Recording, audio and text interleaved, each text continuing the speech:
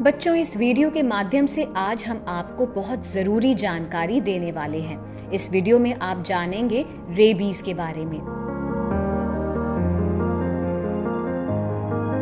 बच्चों, एक बात का ध्यान रखना बहुत ज़रूरी है। रेबीज एक जानलेवा बीमारी है और अगर एक बार रेबीज का संक्रमण हो गया तो फिर इसका कोई इलाज नहीं है। अभी हाल ही में हुई एक घटना में बच्चे को कुत्ते ने काटा, परंतु उसने अपने माता पिता को इसकी जानकारी नहीं दी।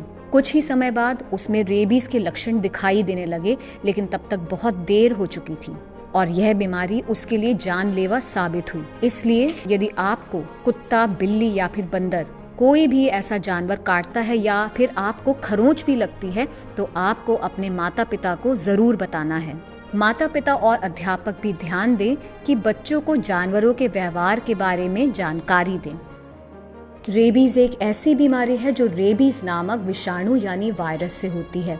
यह मुख्य रूप से पशुओं की बीमारी है, लेकिन जब कोई संक्रमित जानवर किसी अन्य जानवर या फिर इंसानों को खरोंचता है या काटता है, तब रेबीज उस इंसान में संचारित हो जाता है।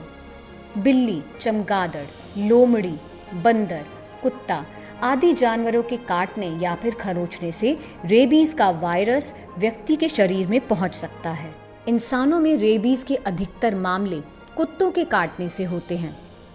यह एक घातक वायरस होता है जो व्यक्ति के नर्वस सिस्टम को प्रभावित करता है और अगर एक बार यह नर्वस सिस्टम के अंदर पहुंच जाता है तो ये वायरस हमारे मस्तिष्क यानी कि ब्रेन में सूजन पैदा करता है।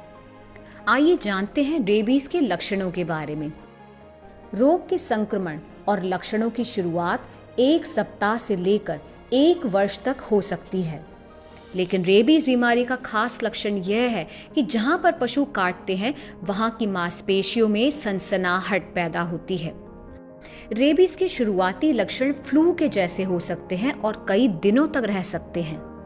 इसमें संक्रमित व्यक्ति को बुखार, सिर दर्द, जी मिचलाना, उल्टी करना, मांसपेशियों में जकड़न महसूस होना, चिड़चिड़ापन, बहुत गुस्सा आना या फिर व्याकुल होना, अजीबोगरीब व्यवहार करना, कमजोरी होना, लार और आंसुओं का बहुत ज्यादा बनना, तेज आवाज और रोशनी से चिड़चिड़ाहट होना, बोलने में तकलीफ होना, पानी से डर लगना, निगलने में कठिनाई आ सकती है, अनिद्रा यानी नींद न आना और पार्शियल पैरालिसिस भी हो सकता है। मस्तिष्क में पहुंचने के बाद यह वायरस तेजी से बढ़ता है, जिसके बाद व्यक्ति की हालत तेजी से बिगड़ती है और उसकी मृत्यु हो जाती है। एक बार संक्रमण में आने के बाद रेबीज का कोई इलाज नहीं है, इसलिए सबसे ज्यादा जरूरी है कि यदि कोई जानवर आपको काटे तो इस जगह को सबसे पहले डिटर्जेंट, साबुन और साफ पानी से धोना बहुत जरूरी है। अगर जख्म काफी गहरा है तो उस हिस्से को धोने के बाद वहां कोई एंटीसेप्टिक लगाएं और तुरंत रेबीज के इंजेक्शन के लिए अस्पताल जाएं या डॉक्टर से संपर्क करें, क्योंकि बहुत आवश्यक है कि 24 घंटे के भीतर भीतर एंटी रेबीज का इंजेक्शन जरूर लगे। डॉक्टर की सलाह के अनुसार 24 घंटे के अंदर रेबीज का वैक्सीन और इसकी 4 से 5 डोज का पूरा कोर्स करना बहुत ज़रूरी है। आमतौर पर कुत्ते के काटने के बाद 5 इंजेक्शन लगाने की ज़रूरत पड़ती है, इसलिए इसका पहला शॉट 24 घंटे के अंदर ज़रूर लगवाना चाहिए। इसलिए डॉक्टर की सलाह के अनुसार समय पर इंजेक्शन लगवाने बहुत ज़रूरी हैं। समय पर इंजेक्शन ना देने पर कई तरह की दिक्कतों का सामना करना पड़ सकता है। यदि आपको कुत्ता, बिल्ली या बंदर आदि किसी जानवर ने काटा है या फिर खरोंच आपको लगी है तो इसे बिल्कुल ना छुपाएं और जल्दी ही अपने माता पिता को बताएं ताकि आपको सही समय पर सही इलाज मिल सके। ध्यान रहे कि रेबीज एक जानलेवा बीमारी है, इसलिए रेबीज का प्रिवेंशन यानी इससे बचाव बहुत ज़रूरी है। अगर आपके घर में पालतू जानवर है तो उसको भी टीका लगवाएं। यदि आपको पशु का व्यवहार असामान्य लगता है तो उसके आसपास बिल्कुल ना जाएं और स्थानीय पशु नियंत्रण विभाग को सूचित करें।